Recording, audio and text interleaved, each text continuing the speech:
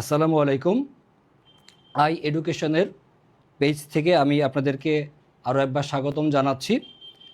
আমাদের second time ব্যাচের জন্য কন্টিনিউ লাইভ ক্লাস চলতেছে। আজকেও সন্ধ্যা 7টার সময় ক্লাস ছিল। গত দিনেও আমরা 3টা ক্লাস নিয়েছিলাম, আজকেও আমাদের ক্লাস চলতেছে এবং আগামীকালও আমাদের ক্লাস ইনশাল্লাহ চলবে। সেকেন্ড টাইম ব্যাচের স্টুডেন্টদেরকে আসলে কিভাবে তাদেরকে তাদের সঠিক গন্তব্যে আমরা পৌঁছতে পারি তার জন্য আমাদের চেষ্টাটা ইনশাল্লাহ আমরা কোনো রকমের কমতি রাখছি না। তো আমাদের সেকেন্ড টাইম ব্যাচের প্রিপারেশনের জন্য আমাদের আজকের যে অ্যাকাউন্টিং ক্লাসটা, সেই অ্যাকাউন্টিং ক্লাসে আমরা বিগত বছরের প্রশ্ন নিয়ে আলোচনা করব। বিগত বছরের প্রশ্ন সমাধান প্রয়োজনটা এই কারণে, আসলে আপনি যে বিশ্ববিদ্যালয়ে ভর্তি পরীক্ষা দিতে যাবেন, সেই বিশ্ববিদ্যালয়ে ভর্তি পরীক্ষা দেওয়ার আগে সেই বিশ্ববিদ্যালয়ের প্রশ্ন সম্পর্কে একটা ধারণা অবশ্যই সকবার থাকা উচিত। তো ক্লাসের শুরুতেই যারা জয়েন করছেন তাদের সবাইকে একটু বলবো, কে কোন জায়গা থেকে দেখছেন, কে ইন্টারমিডিয়েটে কোন কলেজের ছিলেন, সেই বিষয়গুলো একটু লিখে জানাবেন। এবং যদি সম্ভব হয় কি কারণে আপনি গত বছর চান্স পান নাই, সেই কারণটা যদি আপনি খুঁজে বের করে থাকতে পারেন তাহলে সেই কারণটাও একটু কমেন্টে লেখার চেষ্টা করবেন। কারণ এক একজন রোগীর জন্য তো আসলে ওষুধ এক এক রকম হওয়া উচিত। তো আপনি যদি আপনার প্রবলেমটা সবার আগে ফাইন্ড আউট করতে পারেন যে আসলে কেন আমি চান্স পাই নাই, তাহলে আপনার জন্য রেমিডি দেওয়াটা, অর্থাৎ আপনার জন্য সমাধান দেওয়াটা আমাদের জন্য লট মোর ইজিয়ার হয়। খাদিজা আক্তার সালাম জানাইছেন, ওয়ালাইকুম সালাম। যারা এখন এই লাইভটি দেখছেন এবং পরবর্তীতেও যারা লাইভ দেখবেন তাদের সবাইকে স্বাগত জানিয়ে আমি ক্লাস শুরু করছি। ঠিক 10টার সময় আমাদের এই ক্লাসটা শুরু হয়েছে। আমরা খুব অল্প সময়ের মধ্যেই আজকে একটা বিশ্ববিদ্যালয়ের ভর্তি পরীক্ষার প্রশ্ন আপনাদের সামনে সমাধান করে দেখাবো ইনশাল্লাহ। এবং এই ক্লাসগুলো বেসিক্যালি সেকেন্ড টাইম ব্যাচের স্টুডেন্ট যারা, অর্থাৎ যারা এইচএসসি 2024 ব্যাচের ছিলেন, সেই 24 ব্যাচের স্টুডেন্টরা গত বছর বিভিন্ন বিশ্ববিদ্যালয়গুলোতে ভর্তি পরীক্ষা দিছে। যদি তার মনোপুত সাবজেক্ট বা মনোপুত বিশ্ববিদ্যালয় তার না হয়ে থাকে, যদি তারা দ্বিতীয়বার আরেকবার ভর্তি পরীক্ষার জন্য চেষ্টা করতে চায়, তাদের জন্য বেসিক্যালি আমাদের এই ক্লাসগুলো। আমরা সরাসরি সবার জন্যই নিচ্ছি যাতে আপনার সিদ্ধান্ত নিতে সুবিধা হয়। আসলে আপনি ভর্তি কোথায় হবেন সেটা তো নির্ভর করে আপনার উপরে, বাট ভর্তি হওয়ার আগে একটু যাচাই বাছাই করে নেওয়ার দরকার আছে। কারণ গত বছরে আপনি নিশ্চয়ই কোনো না কোনো একটা ভুল করছেন, যার কারণে আপনি হয়তোবা চান্স পান নাই। শুধু ভুলটা আপনার একার হয়তোবা ছিল না, আপনি হয়তোবা চান্স পাওয়ার জন্য বা প্রিপারেশনের জন্য যে প্ল্যাটফর্মকে বেছে নিয়েছিলেন বা যেই মেন্টরদেরকে অনুসরণ করেছিলেন, তাদেরও কিছু দোষ ত্রুটি অবশ্যই থাকে। একা সব দোষ স্টুডেন্টের উপরে চাপাই দিলেও হয় না, কিছুটা দোষ টিচার হিসেবে আমারও অবশ্যই দায়িত্ব নেওয়া উচিত। তো আমি দায়িত্ব নিয়েই বলছি, যদি আপনারা আমাদের আই এডুকেশনের মেন্টরদের সাথে আপনাদের সেকেন্ড টাইমের যাত্রাটা শুরু করেন, তাহলে আমরা অবশ্যই চেষ্টা করব আপনাদেরকে এই বছর অন্তত যে কোনো একটা পাবলিক বিশ্ববিদ্যালয়ে চান্স পাওয়ার জন্য। ওকে, একজন লিখেছেন জিএসটির পজিশন 2785, সেকেন্ড টাইম দেওয়া উচিত কিনা। অবশ্যই আপনার জন্য সেকেন্ড টাইম দেওয়া ফরজ এই কারণে, কারণ যার 2785 সুলতান মুরাদ, আপনাকে বলছি আপনার জন্য সেকেন্ড টাইম দেওয়া ফরজ। কারণ আপনি যদি গত বছর আর 2টা বা 3টা নাম্বার বেশি পাইতেন, তাহলে আপনার সিরিয়ালটা 1000-এর মধ্যে চলে আসতো, আপনি একটা ভালো মানের বিশ্ববিদ্যালয়ে পছন্দসই সাবজেক্টটা অবশ্যই পাইতেন। বাট আপনার এই 2785 সিরিয়াল নিয়ে এখানে আসলে খুব ভালো মানের বা আপনার পছন্দসই সাবজেক্ট পাওয়ার সম্ভাবনা খুবই কম। তো আপনার যেহেতু অল্প একটু প্রিপারেশনের ঘাটতি ছিল, যদি একটা বছর সময় আপনি ওয়েস্ট করেন, সারা জীবন আপনার বলার মতো একটা পরিচয় হবে। নতুবা আপনি এখন ভর্তি হয়তোবা হতে পারবেন, যে কোনো একটা সাবজেক্ট হয়তোবা পাবেন, যেন তেন সাবজেক্টে পড়ার চাইতে ভালো মানের একটা সাবজেক্টে অবশ্যই পড়লে আপনার ক্যারিয়ারটা অবশ্যই বিল্ড আপ হবে বা ভালো হবে বলে আমরা মনে করি। তো যদি আপনার সেই পরিশ্রম করার মানসিকতা থেকে থাকে, নিজের নামের সাথে যদি একটা ভালো পরিচয় যুক্ত করতে চান, তাহলে অবশ্যই দ্বিতীয়বার আপনার অবশ্যই চেষ্টা করা উচিত বলে আমার মনে হয়। তা আসেন দেরি না করে আমরা আমাদের ক্লাসটা শুরু করি। আমাদের এই আজকের ক্লাসে আমরা বেসিক্যালি একটা বিগত বছরের প্রশ্ন নিয়ে আলোচনা করব। সেই প্রশ্নটা কুমিল্লা বিশ্ববিদ্যালয়। সেকেন্ড টাইম তো আসলে সবগুলা বিশ্ববিদ্যালয়ে ভর্তি পরীক্ষা দেওয়ার সুযোগ নাই, ঢাকা বিশ্ববিদ্যালয়ে পরীক্ষা দেওয়ার সুযোগ নাই, জগন্নাথ বিশ্ববিদ্যালয়ে পরীক্ষা দেওয়ার সুযোগ নাই, তাহলে আসলে কমার্সের স্টুডেন্টদের কোথায় কোথায় পরীক্ষা দেওয়ার সুযোগ আছে? জাহাঙ্গীরনগর দিতে পারেন, তারপরে হচ্ছে আপনার রাজশাহীতে পরীক্ষা দেওয়ার সুযোগ আছে, চট্টগ্রামে পরীক্ষা দেওয়ার সুযোগ আছে, আপনি হচ্ছে হাজী দানেশ বিশ্ববিদ্যালয়ে পরীক্ষা দেওয়ার সুযোগ আছে, তারপরে হচ্ছে আপনি গুচ্ছভুক্ত বিশ্ববিদ্যালয় যে 19টা সেখানে আপনার পরীক্ষা দেওয়ার সুযোগ আছে। সো অপরচুনিটি অনেকগুলো, বাট অনেকগুলো অপরচুনিটির মধ্যে আসলে আপনার কমফোর্ট জোন কোনটা হওয়া উচিত সেইটা বিবেচনা করে আপনার প্রিপারেশন নেওয়া উচিত। সেকেন্ড টাইমের অনেকগুলো ক্লাস অলরেডি হয়েছে। আমি প্রথম সেকেন্ড টাইমের যেদিন ক্লাস নিয়েছিলাম আমি শুরুতে হচ্ছে গুচ্ছভুক্ত যে 19টা বিশ্ববিদ্যালয় তার প্রশ্ন নিয়ে আলোচনা করছি, কারণ সেকেন্ড টাইমারদের ফার্স্ট চয়েস অবশ্যই হওয়া উচিত গুচ্ছ, কারণ একটা পরীক্ষা দিয়ে আপনি হচ্ছে 19টা বিশ্ববিদ্যালয়ে আপনি ভর্তি হওয়ার সুযোগ পাবেন। তো সিরিয়ালটা যদি সামনে থাকে আপনার পছন্দসই সাবজেক্টে পছন্দসই বিশ্ববিদ্যালয়ে আপনার ভর্তি হওয়ার সুযোগ থাকে। সো জিএসটি অবশ্যই ফার্স্ট চয়েস, কারণ জিএসটিতে আপনার বাংলা, ইংরেজি, অ্যাকাউন্টিং, ম্যানেজমেন্ট, কারণ কমার্সের স্টুডেন্ট এই সাবজেক্টগুলোই বেসিক্যালি পড়ে অভ্যস্ত। তো জিএসটিতে যেহেতু বাংলা, ইংরেজি, অ্যাকাউন্টিং, ম্যানেজমেন্ট আসে, এটা আমাদের কমফোর্ট জোনের জায়গা, এগুলো আমরা খুব ভালো মতোই পারি। তারপর হচ্ছে আমরা হচ্ছে গতদিন রাজশাহী বিশ্ববিদ্যালয়ের ভর্তি পরীক্ষার প্রশ্ন নিয়ে আলোচনা করেছিলাম। রাজশাহী বিশ্ববিদ্যালয়ের কোশ্চেন প্যাটার্নটা as it is same Dhaka বিশ্ববিদ্যালয়ের এমসিকিউর মতো। বাংলা আসে, ইংরেজি আসে, অ্যাকাউন্টিং থাকে, ম্যানেজমেন্ট থাকে, মার্কেটিং বা ফিনান্সের মধ্যে যে কোনো একটা আপনাকে অ্যান্সার করতে হয়। এটা অলরেডি আপনি গত বছর খুব ভালো মতোই প্রিপারেশন নিচ্ছেন। সো রাজশাহী একটা চয়েস হতে পারে। তারপরে হচ্ছে কুমিল্লা বিশ্ববিদ্যালয় আপনার আরেকটা চয়েস হতে পারে সেকেন্ড টাইমার হিসেবে কমার্সের স্টুডেন্টের জন্য, কারণ কুমিল্লা বিশ্ববিদ্যালয়ে সেম বাংলা, ইংরেজি, অ্যাকাউন্টিং, ম্যানেজমেন্ট এই জায়গাগুলো থেকেই প্রশ্ন আসে। সেকেন্ড টাইমার হিসেবে আপনি যদি চট্টগ্রাম বিশ্ববিদ্যালয়কে পছন্দ করতে চান অ্যাজ এ কমার্সের স্টুডেন্ট, আপনার চট্টগ্রাম বিশ্ববিদ্যালয়ে কিন্তু অ্যাকাউন্টিং থেকে বা ম্যানেজমেন্ট থেকে প্রশ্ন আসে না, আসে হচ্ছে ম্যাথ এবং আইকিউ থেকে। সো আপনার ম্যাথ এবং আইকিউর জায়গাটা যদি স্ট্রং না হয়, চট্টগ্রামে চান্স পাওয়াটা সেকেন্ড টাইমার হিসেবে একটু অবশ্যই ডিফিকাল্ট। এইটা আপনার মাথায় রাখা উচিত। পাশাপাশি জাহাঙ্গীরনগর বিশ্ববিদ্যালয় সেকেন্ড টাইমারদের একদম ফার্স্ট চয়েস থাকে জাহাঙ্গীরনগর, বাট জাহাঙ্গীরনগরে মানবিকের স্টুডেন্টদের বা হচ্ছে কমার্সে মানে সায়েন্সের স্টুডেন্টদের জন্য যথেষ্ট পরিমাণে অনেকগুলো ইউনিটে পরীক্ষা দেওয়ার সুযোগ, অনেকগুলো আসন, বাট ব্যবসায় শিক্ষা অনুষদের স্টুডেন্টের জন্য আসন সংখ্যার সীমাবদ্ধতা আছে, ওইখানে শিফট ভিত্তিক পরীক্ষা হয়। সো ওইখানে চান্স পাওয়াটা একটু ডিফিকাল্ট হয়ে দাঁড়ায় বলে আমার ব্যক্তিগত মতামত। তো সেকেন্ড টাইমার হিসেবে আপনি যদি পরীক্ষা দিতে চান, কুমিল্লা বিশ্ববিদ্যালয় আপনার একটা চয়েস হতে পারে। তো এক একটা বিশ্ববিদ্যালয়ের প্রশ্নের ধরন কিন্তু এক এক রকম। সো আপনি কোন বিশ্ববিদ্যালয়কে টার্গেট করে পরীক্ষা দিবেন সেটা বুঝে আপনার আসলে প্রিপারেশানটা নেওয়া উচিত। প্রিপারেশান নেওয়ার ক্ষেত্রে ঢালাওভাবে যদি আপনি জাস্ট আমি পড়তেই থাকলাম তাহলে চান্স পাওয়াটা স্যার অবশ্যই ডিফিকাল্ট। কারণ গত বছরও আপনি এলোমেলো লেখাপড়া করছেন, যেই স্যার যেই ওষুধ দিছে, যেই স্যার যেই ক্যাপসুল আপনারা খাওয়াইছে, যে যেটা পড়তে বলছে সে যদি সেটাই পড়ে থাকেন, আপনি নিজে যদি আসলে বিশ্ববিদ্যালয়ের বিগত বছরের প্রশ্ন সম্পর্কে কোনো ধারণা না রেখে থাকেন, তাহলে আপনি এলোমেলো পড়াশোনা করে চান্স অবশ্যই পাবেন না। একটা গুছানো প্রস্তুতি দরকার, একটা সঠিক দিক নির্দেশনা দরকার। আমাদের সেকেন্ড টাইম ব্যাচের মূল ক্লাস আমরা ঈদের পর 15 তারিখ থেকে স্টার্ট করব। তার আগে 12 তারিখ থেকে আরও কিছু ফ্রি ক্লাস থাকবে আমাদের। আজকের এটাও ফ্রি ক্লাস সবার জন্য উন্মুক্ত, কারণ আমরা আসলে একটা প্রপার দিক নির্দেশনা আপনাদেরকে দিতে চাই। আর প্রপার দিক নির্দেশনারই একটা অংশ বিগত বছরের প্রশ্নের সমাধান বা বিগত বছরের প্রশ্নের বিশ্লেষণ, যে পরীক্ষাতে আসলে কি আসে, গত বছরে যা আসছে সামনের বছরে একই রকমেরই আসবে। সো রিয়েল কোশ্চেনগুলো বোঝা উচিত, কোন জায়গা থেকে প্রশ্ন আসে সেই রকমভাবে বুঝে শুনে আপনার একটা প্রিপারেশান নেওয়া উচিত। সেকেন্ড টাইমের জন্য যে আপনাকে কোচিং সেন্টারে ভর্তি হবে সেটা নট নেসেসারি, চাইলে আপনি নিজে একা বাসায়ও প্রিপারেশান নিতে পারেন। বাট আমাদের আই এডুকেশনের মেন্টররা এই জায়গাতে একটু ডিফারেন্ট, যে আপনাকে আসলে ধরিয়ে দিবে প্রশ্নের প্যাটার্ন সম্পর্কে, আপনাকে বুঝিয়ে দিবে কি পড়তে হয়, কিভাবে পড়তে হয় এবং কোন জায়গা থেকে পড়লে অল্প পরিশ্রমে আপনার পক্ষে চান্স পাওয়া সম্ভব। এইটা ইনশাল্লাহ আমরা আপনাদেরকে নিশ্চিত করে দেখাতে চাই। তো আসেন আর কথা না বাড়িয়ে আমরা হচ্ছে আমাদের ক্লাসের মূল আলোচনায় শুরু করে দেই। আমরা আজকের ক্লাসে যেটা নিয়ে আলোচনা করব সেটা হচ্ছে কুমিল্লা বিশ্ববিদ্যালয়ের হিসাব বিজ্ঞান বিষয়ের প্রশ্ন নিয়ে।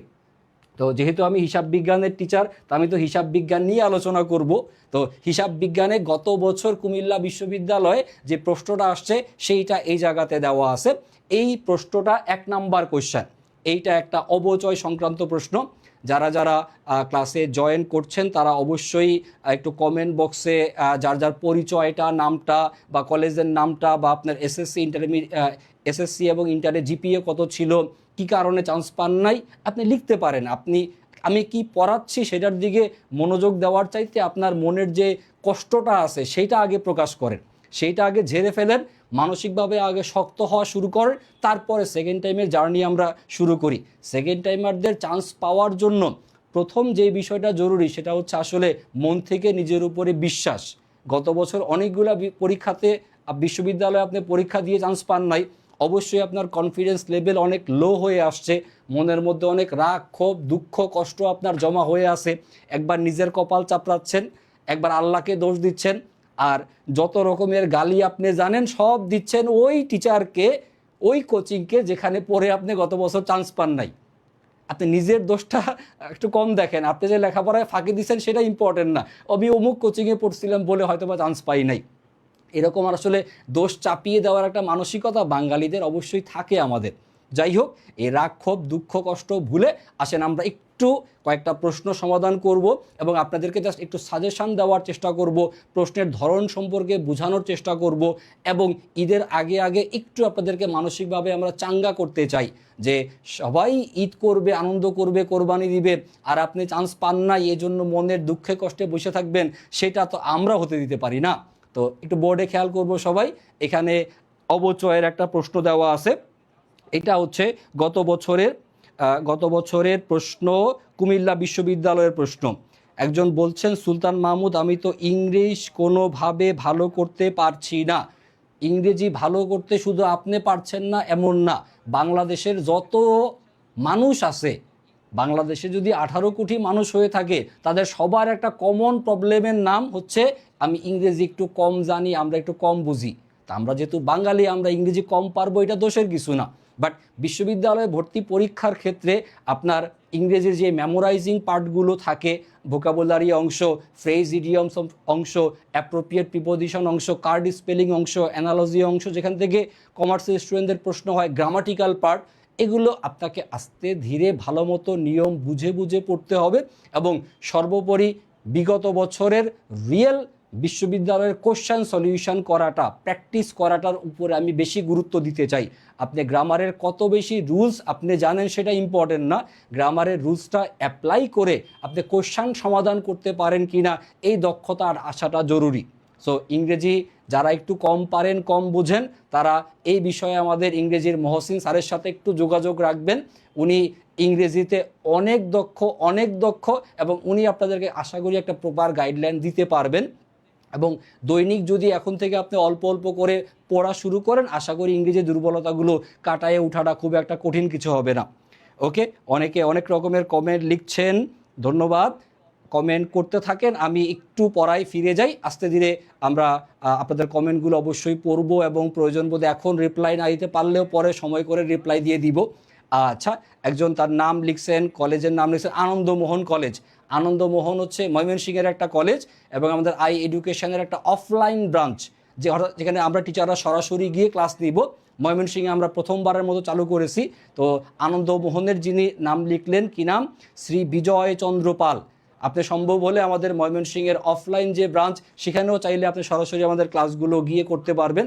আর অনলাইনে তো সবসময় আমরা আপনাদের পাশাপাশি আছি, জাস্ট ক্যামেরার ওই পারে আপনি আর আমি। আসেন আমরা বোর্ডে যে কোয়েশ্চেনটা দেওয়া আছে এইটা একটু আসেন সমাধান করার চেষ্টা করি। যদি কেউ জানেন অ্যান্সারটা কি হতে পারে সেইটা একটু কমেন্টে লিখে জানাতে পারেন। এইখানে প্রশ্নটা আগে খেয়াল করি, এটা কোন পদ্ধতির প্রশ্ন। এটা হচ্ছে ক্রমহ্রাসমান জের পদ্ধতিতে অবচয় ধার্য করা হচ্ছে। এটা ক্রমহ্রাসমান জের পদ্ধতির প্রশ্ন। খেয়াল করি প্রশ্নের মধ্যে কি বের করতে বলা আছে, একটু মনোযোগ দেন সবাই। এই রকমের প্রশ্ন প্রায়ই ভর্তি পরীক্ষায় আসতে দেখা যায় এবং এই ধরনের প্রশ্ন কিভাবে সমাধান করতে হয় দ্রুত সেটা একটু মনোযোগ দিয়ে তাহলে আশা করি বুঝবো। প্রশ্নে বের করতে বলা আছে লাভ ক্ষতি কত হবে। প্রফিট অথবা লস হয়েছে কিনা সেটা বের করতে হবে। তো অবচয়ের অঙ্কে যখন লাভ ক্ষতি বের করতে বলা হয়, লাভ ক্ষতির অঙ্কে সর্বপ্রথম যে মানটা নির্ণয় করতে হয়, সেটার নাম হচ্ছে বুক ভ্যালু। বুক ভ্যালুর বাংলা কি হবে? বুক ভ্যালুর বাংলা কি? আশা করি আমরা সবাই জানি বুক ভ্যালুর বাংলা নাম হচ্ছে বহিমূল্য। এর অন্য বাংলা নাম পুস্তক মূল্য বা লিখিত মূল্য ও বলা যেতে পারে। তাইলে লাভ ক্ষতির অঙ্কে সবার প্রথমে আপনারা কিসের মান বের করবেন? Book value. এটাকে সংক্ষেপে আমরা বিভি লিখে থাকি, বিতে বুক আর ভিতে হচ্ছে ভ্যালু। তো ক্রমহ্রাসমান জের পদ্ধতিতে বহিমূল্য বের করার যে সূত্র, যদি আপনাদের মনে থাকে একটু আমার সাথে মিলিয়ে নেন। বহিমূল্য বের করার সূত্র হচ্ছে সি ইন্টু 1 মাইনাস হচ্ছে আর টু দ্য পাওয়ার হচ্ছে টি। এই হচ্ছে বহিমূল্য বের করার সূত্র। অনেকে একটু মন খারাপ করতে পারেন, স্যার প্রথম অঙ্কটাই অবশ্যই দিয়ে শুরু করলেন, যেটা আমরা একটু ভয় পাই। স্যার অবচয়ের অঙ্ক ভয় পাওয়ার কিছু নাই, সূত্র যদি আপনার জানা থাকে সলভ করতে পারবেন। জাস্ট আমার সাথে সাথে দেখেন, আশা করি সমাধান আমরা বুঝতে পারবো। দেখেন বহিমূল্য বের করার এই সূত্রটা, এখানে সি দ্বারা বুঝাই কাকে আমরা? ক্রয় মূল্যকে। আর তো আপনারা জানেন অবচয়ের হার, আর টি দ্বারা টাইম বা সময়কে বুঝায়। আসেন এখানে মান বসাই। ওকে, একজন বলছেন ভাইয়া আপনাদের ফার্স্ট টাইমের কোনো প্রিপারেশান নাই? অবশ্যই আছে। আমাদের ফার্স্ট টাইমের জন্য হচ্ছে DU-ICU ব্যাচ। যিনি ফার্স্ট টাইমের কমেন্টটা করলেন সে একটু মিলায় নেন, আমাদের DU-ICU ব্যাচ আপনারা হচ্ছেন 2025-এর পরীক্ষার্থী। DU-ICU ব্যাচ আমাদের আছে কমার্সের জন্য। অলরেডি সেখানে আমরা গতকালকে এটা লঞ্চিং লাইভ করেছি এবং এটার ভর্তি অলরেডি চলমান আছে। এবং যদি আপনি ঈদের আগে বা ঈদের মধ্যে 10 তারিখ পর্যন্ত একটা অফার প্রাইস দেওয়া আছে, 10 তারিখের মধ্যে ভর্তি হলে অনেক কমে ভর্তি হতে পারবেন। যিনি ফার্স্ট টাইমের ব্যাচ খুঁজতেছেন তিনি আমাদের আই এডুকেশনের যে পেজটা দেওয়া আছে সেই পেজে নক করবেন, নাম্বার দেওয়া আছে, যোগাযোগ করেন। DU-ICU ব্যাচ 2025, যে এই বছর 2025-এ ইন্টারমিডিয়েট পরীক্ষা দিচ্ছেন ফার্স্ট টাইমের ব্যাচ, এটার জন্য অলরেডি ভর্তি ওপেন আছে। যেহেতু তাদের 26 তারিখে পরীক্ষা, আমাদের পরীক্ষার পরে গিয়ে মূল ক্লাসগুলো শুরু হবে। যদি এখনই ভর্তি হন, কিছু লেকচার শিট বই আপনি এখনই পেয়ে যাবেন। দ্রুত আমাদের পেজে নক দিয়ে রাখেন। আসেন কোয়েশ্চেনটা সমাধান করি। C into R into 1 minus R to the power T. আসেন এখানে মান বসাই। এখানে সি কস্ট ক্রয় মূল্য বলছিল 3 বছর আগে রবি ট্রেডার্স 13,000 টাকা ব্যয়ে একটা মেশিন ক্রয় করে, যার আয়ুষ্কাল ধরা হয়েছে 5 বছর, যার ভগ্নাবশেষ মূল্য হচ্ছে 1,000 টাকা। ক্রমহ্রাসমান জের পদ্ধতিতে একজন বলছেন ভাইয়া ভালো করে পড়েন, এটা বলি নাই, ভালো করে পড়েন বলি নাই, কি বলছেন আমি আসলে বুঝি নাই, আরেকবার একটু ক্লিয়ার করে আপনি লিখবেন। আচ্ছা, যেটা বলছিলাম ভগ্নাবশেষ মূল্য, ক্রমহ্রাসমান জের পদ্ধতিতে ভগ্নাবশেষ মূল্যেরকে বিবেচনা করা হয় না, সো এটা দরকার নাই আমার। তখন থেকে বার্ষিক 40% হারে এটার উপরে ক্রমহ্রাসমান জের পদ্ধতিতে অবচয় ধার্য করা হচ্ছে। তাহলে আমরা ইনফরমেশনগুলো অলরেডি পাইছি। আমাদের 13,000 টাকা হচ্ছে ক্রয় মূল্য, আমাদের এখানে আয়ুষ্কাল 5 বছর, আর 40% হচ্ছে অবচয়ের হার।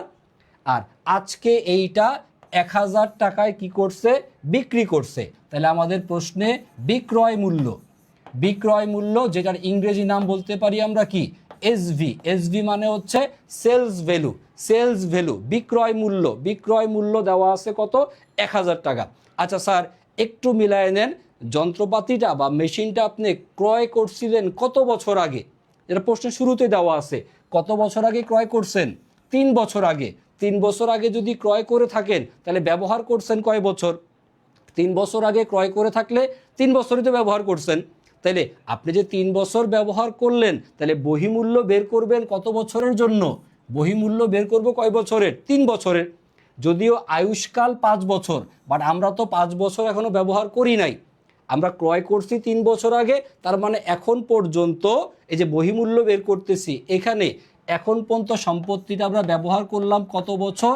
3 বছর। তাহলে আমাদের টি এর মান হবে হচ্ছে 3 ইয়ার্স। 3 বছর হচ্ছে আমাদের ব্যবহৃত সময়কাল। আর এই যে আয়ুষ্কাল দেওয়া আছে সেটা এখানে আমাদের এই অঙ্কে প্রয়োজন হচ্ছে না। আসেন এখানে মানগুলো বসাই এবং ক্যালকুলেশনগুলো কিভাবে হয় সেটা একটু খেয়াল করবেন সবাই। প্রথমে সি, ক্রয় মূল্যের মান কত টাকা দেওয়া আছে, 13,000 টাকা হচ্ছে ক্রয় মূল্যের মান, ইনটু 1, তারপর হচ্ছে মাইনাস রেট, অবচয়ের হার দেওয়া ছিল কত পার্সেন্ট, 40%। 40%কে দশমিকে কনভার্ট করলে মান হচ্ছে 0.40, আর টু দ্য পাওয়ার টি এর মান 3 বছর বলা আছে, তাহলে টু দ্য পাওয়ার হবে হচ্ছে 3। এই হচ্ছে এই অঙ্কটা সমাধান করার জন্য এইভাবে আপনাকে মান বসায় করতে হবে। তারপরে যদি আমরা এই পরের লাইন করার চেষ্টা করি, 13,000 এটাকে আপনার গুণ দিবেন, জাস্ট এই বিয়োগ ফলটা যদি আপনি বের করেন, 1 থেকে 0.40 বাদ দিলে আসবে 0.60, আর টু দ্য পাওয়ার হচ্ছে 3, অর্থাৎ এই 0.6কে আপনি 3 বার মাল্টিপ্লাই করবেন, 0.6কে 3 বার গুণ করবেন, 0.6 ইন্টু 0.6 ইন্টু 0.6, যেই মান আসবে তার সাথে আপনি 13,000 গুণ দিলেই এই কোশ্চেনের অ্যান্সারটা আপনি আশা করি খুঁজে পেয়ে যাবেন। এই কোশ্চেনটার অ্যান্সার আপনি যেটা বহিমূল্যের মানটুকু আপনার এখানে আসবে। তাহলে একটু ক্যালকুলেশন করে আমাকে বলার চেষ্টা করেন, যদি কেউ পারেন ক্যালকুলেশনটা একটু আপনার খাতা কলমে করার চেষ্টা করেন, বা প্রথম যেহেতু আপনি ক্যালকুলেটারে আপাতত করেন, করে আমাকে জাস্ট মানটা বলেন যে এই 13,000কে আর হচ্ছে 0.6কে 3 বার গুণ দিলে আমাদের কত হবে। ওকে, একজন লিখলেন হচ্ছে আমার ফার্স্ট টাইমের কোনো প্রস্তুতি নেই কিছু সমস্যার কারণে। ভাই, আপনার সমস্যার কথা কেউ শুনবে না, দুনিয়াতে কেউ আপনার সমস্যাকে পাত্তা দিবে না। আপনি দিন শেষে চান্স পাইছেন কি না সেটা হচ্ছে ইম্পর্টেন্ট কথা। সো আপনার সমস্যা কেউ শুনতে যাবে না, সুতরাং সমস্যার কথা বলেও কোনো লাভ নাই, জাস্ট মনটা হালকা করলেন যে সমস্যা, বাট এই সমস্যাটাকে অবশ্যই উতরানোর চেষ্টা আপনাকে করতে হবে। আসেন অঙ্কটা সমাধান করি। তাহলে আমাদের গুণটা হবে এইরকম, 13,000কে আমরা গুণ দিব, এই যে 0.6কে 3 বার মাল্টিপ্লাই, 0.6কে 3 বার মাল্টিপ্লাই করলে মানটা হবে 0.216, আর এই 0.216-এর সাথে যদি আমরা 13,000কে গুণ দেই, তাহলে আমাদের মান যেটা আসবে সেটা হচ্ছে 2,808। 2,808 এটা হবে হচ্ছে কিসের পরিমাণ, যেটা আমরা বের করলাম সেটা হচ্ছে বহিমূল্যের মান। বহিমূল্যের মান এটা একটু ঝামেলাপূর্ণ অঙ্ক, সো শুরুতেই ঝামেলাটা মিটায় নেই, তারপরে আমরা পরবর্তী সহজ প্রশ্নগুলো দেখব। তো মান বের করলাম কিসের, আমরা বহিমূল্যের পরিমাণ কত আসছে স্যার, 2,808। এবার বহিমূল্য বের করার পর আপনাকে যেটা করতে হবে সেটা হচ্ছে বহিমূল্যের সাথে তুলনা করতে হবে। বহিমূল্যের সাথে কি তুলনা করবেন, বহিমূল্যের সাথে তুলনা করবেন বিক্রয় মূল্যের। এই যে বিক্রয় মূল্য দেওয়া আছে এটার সাথে বহিমূল্যের একটা কম্প্যারিজন করব, পার্থক্য দেখব যে কোনটা বড় কোনটা ছোট। দেখেন স্যার, বহিমূল্যের পরিমাণ আসছে 2,808, আর বিক্রয় মূল্যের পরিমাণ দেওয়া ছিল কত টাকা, 1,000 টাকা। বহিমূল্য 2,808, বিক্রয় মূল্য 1,000। একটু খেয়াল করে দেখেন কোন মানটা বড়, খালি চোখেই দেখা যাচ্ছে বহিমূল্যের মান বড়। আর আমরা জানি সকলেই, যদি বহিমূল্যের পরিমাণ বেশি হয়, বহিমূল্যের পরিমাণ বেশি হলে কি হবে, বহিমূল্যের পরিমাণ বেশি হলে হবে হচ্ছে ক্ষতি বা লোকসান। তাহলে আসেন আমরা এই লসের পরিমাণটা বের করি, লস কত টাকা হয়েছে। লস বের করবেন এইভাবে, বহিমূল্য থেকে আপনি হচ্ছে বিক্রয় মূল্যের টাকা বাদ দিবেন, বহিমূল্য থেকে বিক্রয় মূল্য বাদ দিলেই আপনার ক্ষতির অ্যামাউন্টটা চলে আসবে। আসেন অঙ্কের শেষের লাইন করি আমরা।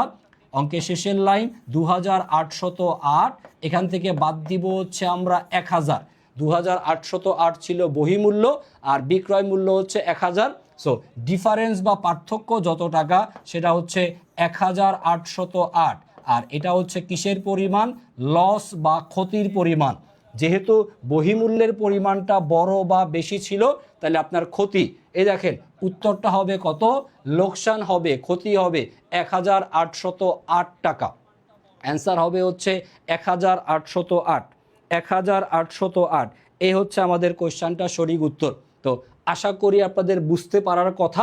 প্রয়োজন বোধে এই স্ক্রিনটার একটা স্ক্রিনশট আপনি নিয়ে রাখতে পারেন, অঙ্কটা সমাধান করে দেওয়া আছে, জাস্ট পরবর্তীতে যাতে আপনি নিজে নিজে করতে পারেন একটা স্ক্রিনশট নিয়ে রাখেন। এটা গত বছরের কুমিল্লা বিশ্ববিদ্যালয়ের 1 নাম্বার কোশ্চেন। সো কুমিল্লাতে যারা গত বছর পরীক্ষা দিয়েছিলেন তাদের জন্য এই অঙ্কটা একটা নাইট মেয়ার ছিল, কারণ অ্যাকাউন্টিংয়ের প্রথম কোশ্চেনই এইটা। সো এইটা দেখেই আসলে আপনার চান্দি গরম হয়ে যাওয়ার কথা যে এই রকমের একটা জটিল কঠিন প্রশ্ন যদি প্রথমেই হয় তো একটু তো আপনি প্যাচে পড়বেনই।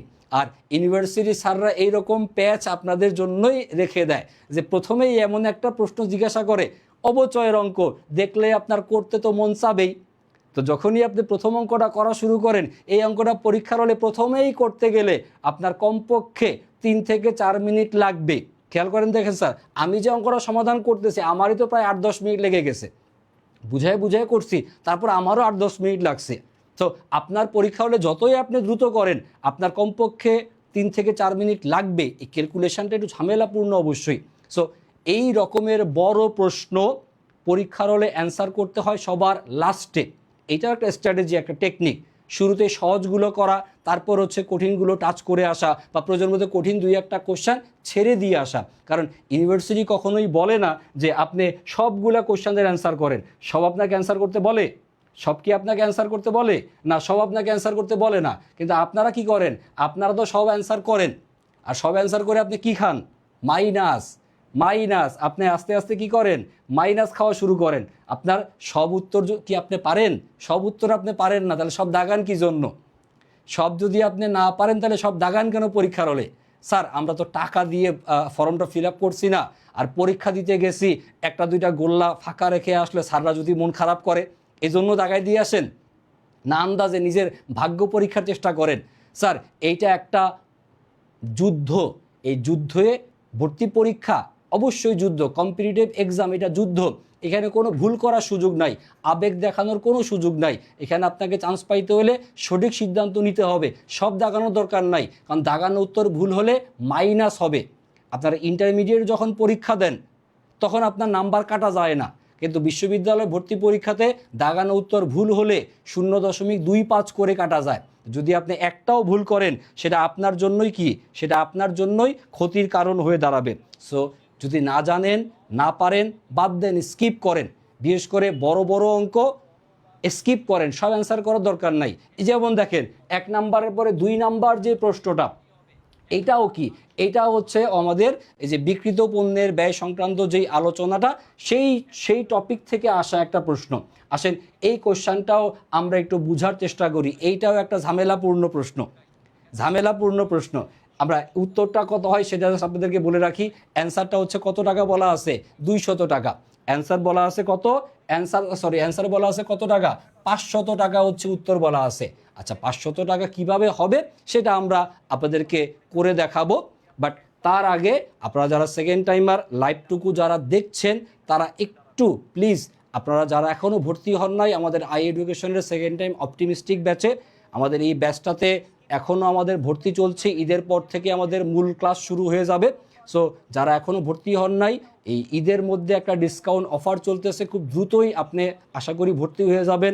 আপনার পরিচিত বন্ধুবান্ধব যদি কেউ প্রিপারেশান নিতে চায় তাদেরকেও আশা করি আপনি আসতে উৎসাহিত করবেন। এবং আমরা এই যে ক্লাসে যেরকম এক একটা কোশ্চেন ধরে ধরে বিশ্লেষণ করে ব্যাখ্যা করে করে পড়াচ্ছি, একদম শেষ পর্যন্ত আমরা আপনাদেরকে এরকমভাবে বুঝিয়ে বুঝিয়ে অবশ্যই করব, বুঝাই দিব প্রত্যেকটা প্রশ্ন, বুঝাই দিব প্রত্যেকটা অঙ্ক। আসেন পরবর্তী এই কোশ্চেনটার সমাধান করি। এখানে বলছে যদি ব্যবসায়ের বিক্রয় মূল্য 40% বৃদ্ধি পায়, বিক্রয় মূল্য 40% বেড়ে গেছে, আর বর্তমান বিক্রয় মূল্য কত? 700 টাকা। তাহলে 40% বাড়ার ফলে আপনার বিক্রয় মূল্য 40% যে বৃদ্ধি পাইছে, এই 40% বৃদ্ধি পাওয়ার পরে বর্তমানে এটার বিক্রয় মূল্য কত টাকা হয়েছে?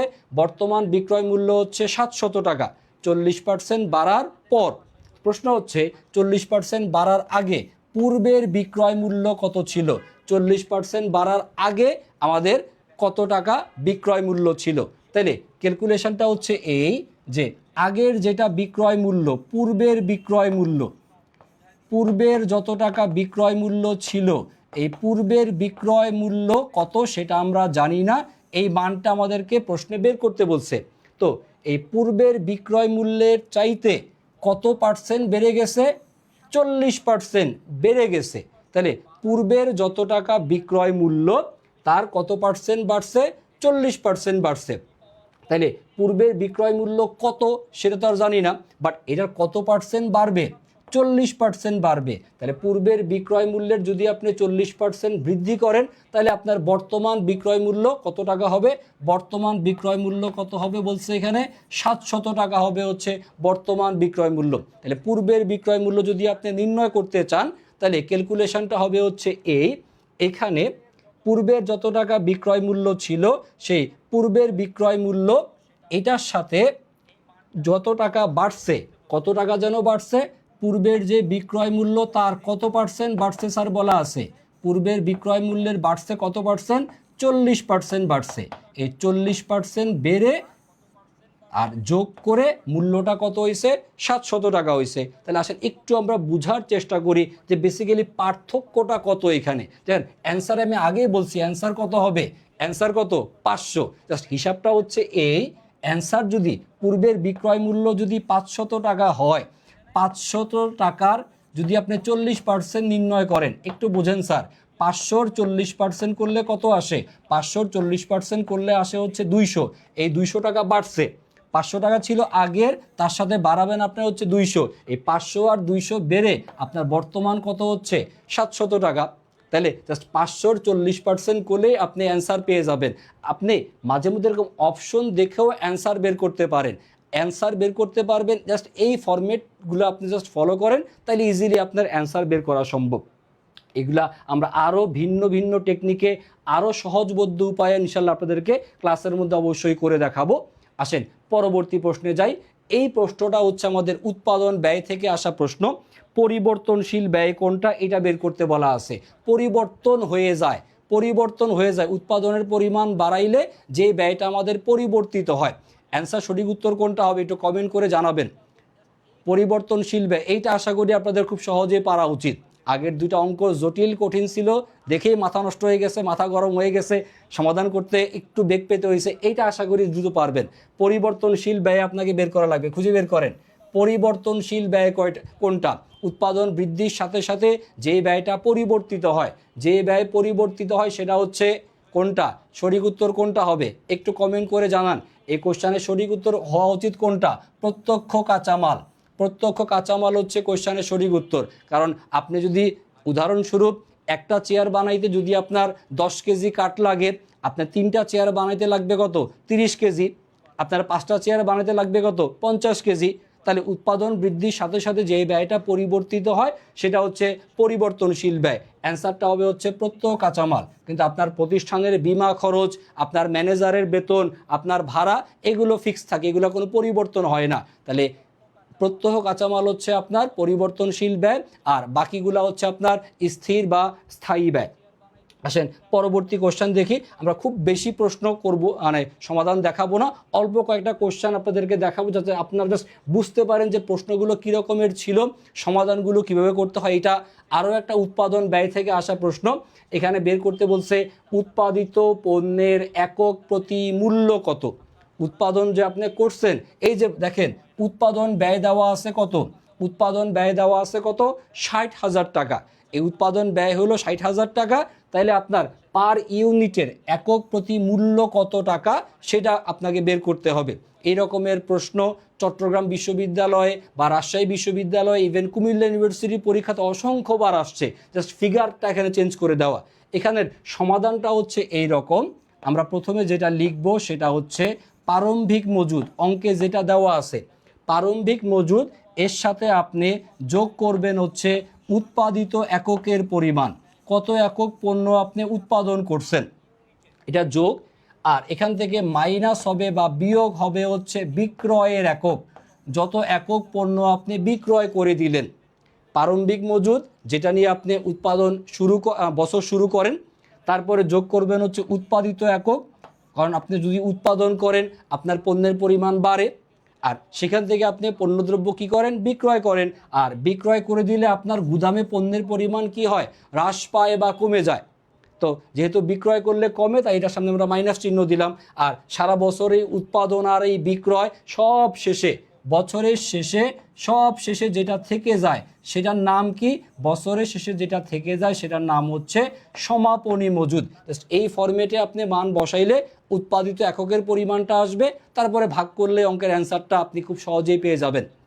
জাস্ট এই সূত্র দিয়ে আপনার অঙ্কর মধ্যে সমাধানের পথে চলে যেতে পারবেন। একটু কমেন্ট করে উত্তরটা লেখার চেষ্টা করেন, একটু কমেন্ট করে উত্তরটা লেখার চেষ্টা করেন, কমেন্ট করে উত্তরটা লেখার চেষ্টা করেন। দেখেন না তো করতে পারেন কি না। দেখেন আমি মানটা বসাই দিচ্ছি।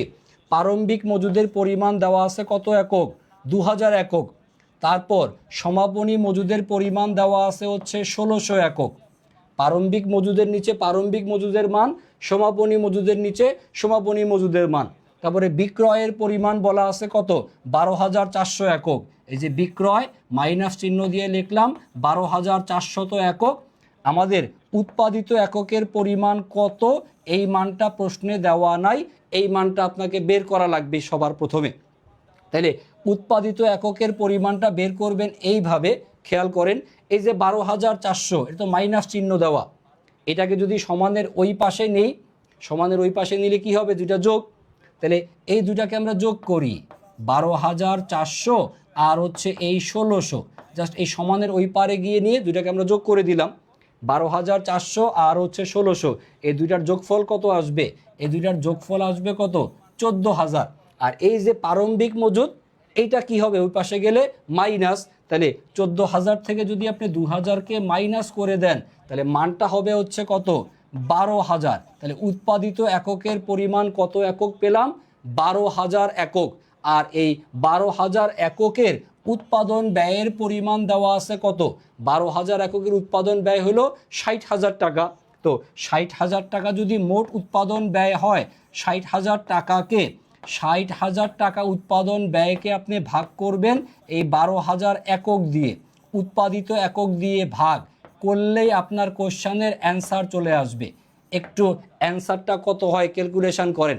60000কে 12000 দিয়ে ভাগ, 60000কে 12000 দিয়ে ভাগ, একটু দ্রুত সমাধান করেন।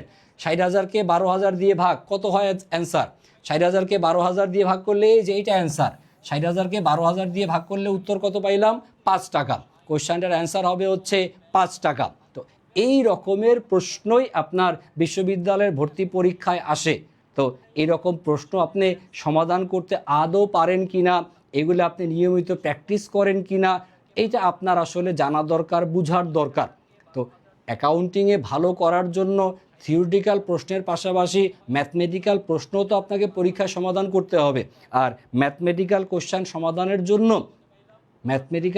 সমাধানের জন্য আপনি যত বেশি অনুশীলন করবেন, যত বেশি প্র্যাকটিস করবেন স্যার, যত বেশি আপনি খাতার মধ্যে লিখে লিখে করবেন, ততই আপনার জন্য সুবিধা হবে। যেমন অঙ্কটা আমি সমাধান করে দিলাম, বোর্ডে করে দেওয়া আছে, আপনি দেখছেন।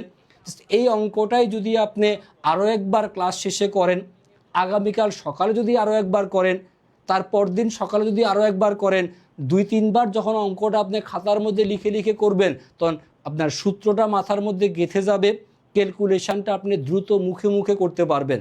সো অঙ্কে ভালো করার একটাই সমাধান, প্র্যাকটিস, প্র্যাকটিস এবং প্র্যাকটিস।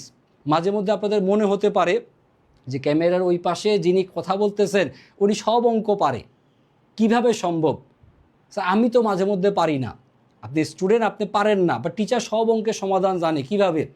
টিচার সব অঙ্কের সমাধান জানে কারণ টিচার এই একই অঙ্ক বারবার করে ক্লাসের মধ্যে করে। যেমন আমি এই যে অঙ্কটা বোর্ডের মধ্যে দেখেন লিখে সমাধান করছি, যারা আমার সামনে উপস্থিত, যারা সেকেন্ড টাইম ব্যাচের ক্লাস করতেছেন, তারা কয়জন খাতা কলম নিয়ে বসছেন?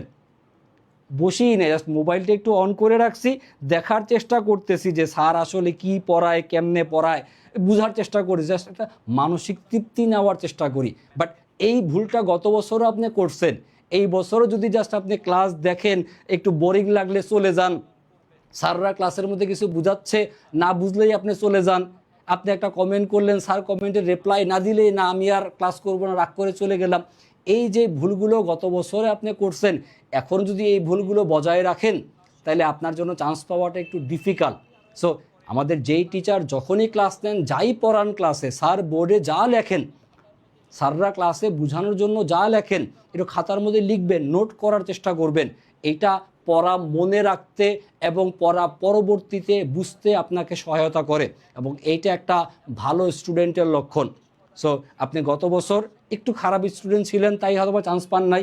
এই বছর একটু ভালো হওয়ার চেষ্টা করি স্যার, ভালোর তো আর শেষ নাই। যদি আপনি একটা অঙ্ক 5 বার করেন, আপনি বেশি ভালো স্টুডেন্ট। যদি আপনি 3বার করেন একটু কম ভালো। তা আমরা গত বছর ভুল ত্রুটি যা করার করে আসছি, এবছর আমরা সবাই ভালো স্টুডেন্ট হইতে চাই। আর ভালো স্টুডেন্টের সংজ্ঞা কি? স্যার ক্লাসে যা বুঝাচ্ছে মনোযোগ দিয়ে শোনা, প্রয়োজন মতো ইম্পর্টেন্ট মনে হলে খাতার মধ্যে নোট ডাউন করে রাখা, যদি অঙ্কের ক্লাস হয় অঙ্ক স্যার ক্লাসে করালে সাথে সাথে খাতার মধ্যে লেখা, একটু চেষ্টা করবেন। ওকে, একজন লিখছেন যে আমার সামনে আছে খাতা কলম। যার সামনে খাতা কলম আছে তাকে ধন্যবাদ, কিন্তু আপনার খাতা কলমে আপনি অঙ্কটা লিখছেন কিনা এইটা জরুরি। খাতা কলম আছে তার মানে আপনি ভালো স্টুডেন্ট হওয়ার চেষ্টা করতেছেন। এবার অঙ্কটা দ্রুত চটপট খাতার মধ্যে তুলে ফেলেন, অঙ্কটা করবেন, করলে আপনারও প্র্যাকটিস হবে। সো যাদের যাদের এই খাতা কলমে কোথায় আছে খুঁজে পাচ্ছেন না, মন খারাপ করে খাতা কলম ছুঁড়ে ফেলে দিচ্ছেন, আর লেখাপড়াই করবো না ঘোড়ার ডিম, বিরক্ত লাগে, এই বিরক্ত ঝেড়ে ফেলে আপনাকে আবার একটু লেখাপড়ার প্রতি স্যার মনোযোগী হতে হবে। আশা করি অঙ্কটা বুঝতে পারার কথা আপনাদের, আশা করি বুঝতে পারছেন। তো আসেন পরবর্তী আরেকটা কোশ্চেন সমাধান করব। 5 নাম্বার প্রশ্ন। কুমিল্লা বিশ্ববিদ্যালয়ে টোটাল কোশ্চেনের সংখ্যা হচ্ছে 30টা। কুমিল্লা বিশ্ববিদ্যালয়, হ্যাঁ জি, যিনি লিখছেন খাদিজা আক্তার, আপনাকে অসংখ্য ধন্যবাদ। লিখছেন আপনি একজন অনুপ্রেরণাদায়ী নারী, যিনি ক্লাসের মধ্যে অঙ্কটা সমাধান করছেন। খাদিজা আক্তারের মতো আর কারা কারা অঙ্ক যেটা আমি বোর্ডে করাইছি খাতার মধ্যে লিখছেন তারা একটু কমেন্ট করে জানাবেন। আর যদি আপনারা এখনও না করে থাকেন, দয়া করে খাদিজা আক্তারকে ফলো করেন। সে কিন্তু আপনাদের সাথেই ক্লাস করে 1 নাম্বার সামনে এগিয়ে গেছে, কারণ অঙ্কটা খাতার মধ্যে তার করা শেষ, সে 1 নাম্বার বেশি পেয়ে যাচ্ছে। আপনি কেন পিছিয়ে থাকবেন? কম্পিটিশান। খাদিজা আক্তার অঙ্ক করে ফেলছে, আপনারাও সবাই খাতার মধ্যে অঙ্ক করে ফেলবেন। আর অঙ্ক শেষ হলে কমেন্ট করে খাদিজাকে মেনশন করে লিখবেন যে আমিও অঙ্কটা করে ফেলছি। কম্পিটিশান দরকার। সো এই কম্পিটিশানটাই, এই ভালো করার মানসিকতাটাই আপনাকে চান্স পেতে উদ্বুদ্ধ করবে বা সহায়তা করবে। আসেন পরবর্তী একটা কোশ্চেন, পরবর্তী একটা প্রশ্ন। এই প্রশ্নটা বোর্ডে দেখতে পাচ্ছেন আশা করি।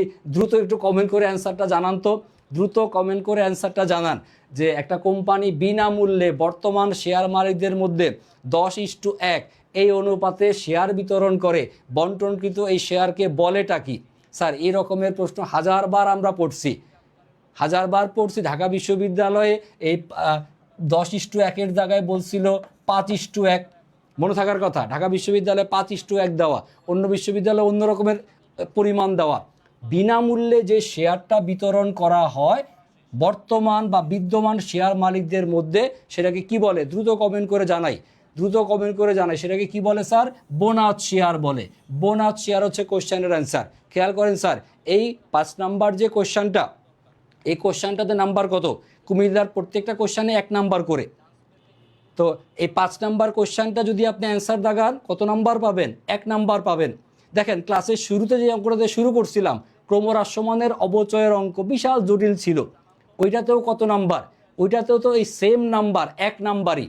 কিন্তু দেখেন এই কোশ্চেনটা অ্যান্সার করতে আপনি অঙ্ক প্রশ্ন দেখেই সমাধান করে ফেলতে পারেন 1 সেকেন্ডের মধ্যে, কিন্তু ক্রমহ্রাসমানের অঙ্কটা করতে মিনিমাম 3-4 মিনিট লেগে যাবে।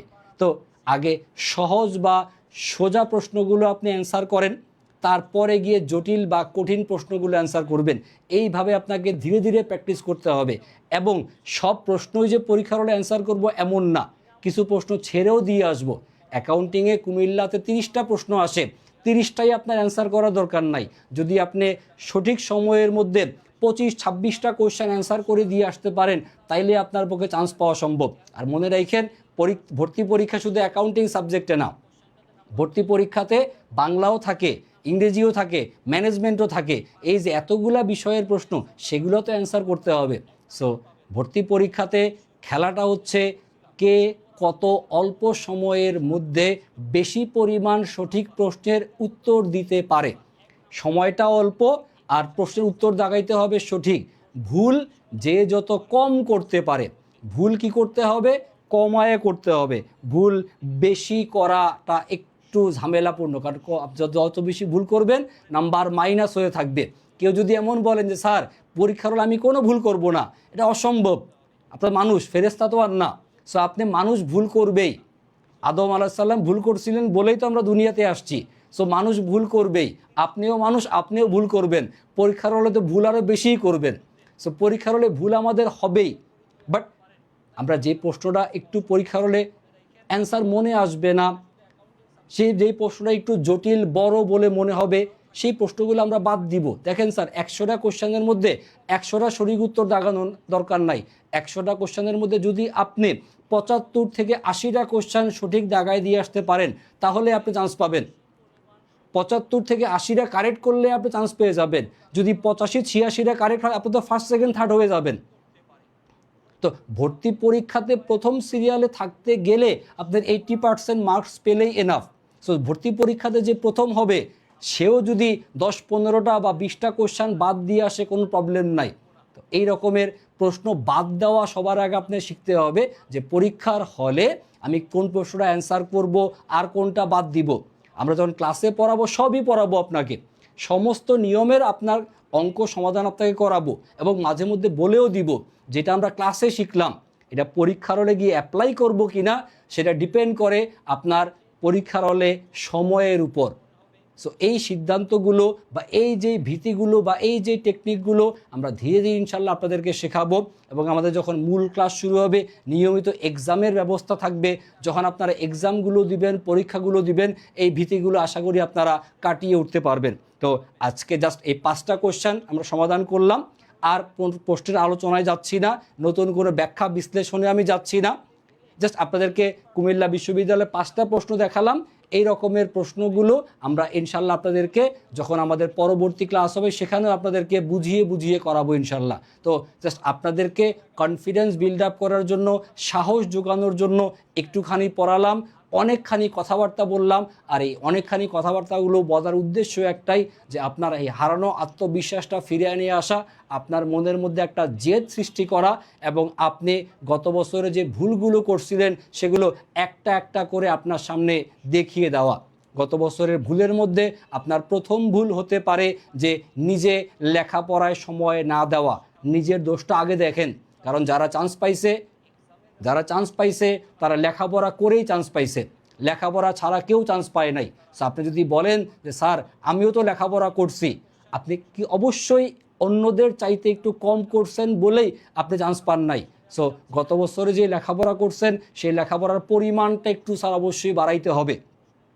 দৈনিকের পড়া দৈনিক আপনাকে শেষ করতে পারতে হবে। সো একদিন 12-13 ঘন্টা পড়ে ফেললাম আর এক সপ্তাহ খবর রাখলাম না, এই কাজ করলে হবে না। তো সেকেন্ড টাইমার হিসেবে প্রতিদিন পড়ার টেবিলে বসা, অল্প অল্প করে পড়া, তাহলেই আপনার পক্ষে চান্স পাওয়া সম্ভব। যারা সেকেন্ড টাইমার, তাদের জন্য একটা চ্যালেঞ্জ দিচ্ছি। আগামী 7 তারিখে কোরবানির ঈদ, 7 তারিখে কোরবানির ঈদ, জানি সবাই। কোরবানির ঈদের দিনে যারা কমপক্ষে 1 ঘন্টা পড়ার টেবিলে বসবেন, গরুর গোস্ত খাওয়া বাদ দিয়ে পড়ার টেবিলে বসবেন, যে না আমি সেকেন্ড টাইমের পরীক্ষা দিব, ঈদের আনন্দ আমার জন্য না, আমি চান্স পাই নাই, ঈদের আনন্দ আমার জন্য না, আমার ঈদের আনন্দ সামনের বছর করব আমি, বাট এই বছর আমি 1 ঘন্টা ঈদের দিন পড়ি এবং নিজেকে প্রশ্ন করা শুরু করি যে বাইরে সবাই আনন্দ করতেছে আর ঈদের দিনে আমি কেন পড়তে বসলাম। নিজেকে চ্যালেঞ্জ জানান যে না, আমি এই বছর ঈদের আনন্দকে আমি স্যাক্রিফাইস করতেছি। কেন? সামনের বছর ভালো একটা বিশ্ববিদ্যালয়ে, ভালো একটা সাবজেক্টে ভর্তি হয়ে আমি সবাইকে আমার পরিচয়টা দিতে পারবো। তো আপনাদের সবার এই নতুন পরিচয় হোক, নামের সাথে একটা পাবলিক বিশ্ববিদ্যালয়ের নাম যুক্ত হোক, নামের সাথে department of finance, department of accounting, department of marketing, এই শব্দগুলো যুক্ত যদি যেন হয় আগামী বছর, তার জন্য আমরা এখন থেকেই মনে প্রাণে দৃঢ় আত্মবিশ্বাস রাখি এবং আই এডুকেশনের সাথে আমাদের যাত্রাটা শুরু করি। সবাই ভালো থাকবেন। খোদা হাফেজ, আল্লাহ হাফেজ। ইনশাল্লাহ খুব দ্রুতই আপনাদের সাথে আগামী ক্লাসে দেখা হবে। ভালো থাকবেন সবাই, এখানে বিদায় নিচ্ছি।